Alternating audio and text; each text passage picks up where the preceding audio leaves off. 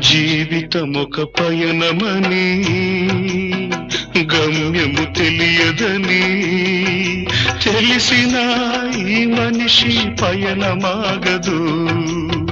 జననం ధర్మమని మరణం కర్మమని తెలిసిన జనన మరణ చక్రమాగదు.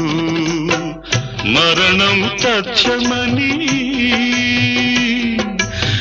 ఏ జీవికి తప్పదని తెలిసిన ఈ మనిషి తపనాగదు.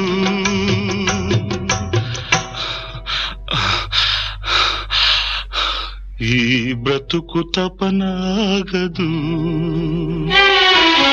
ఆగదు ఏ నిమిషము నీ కోసము.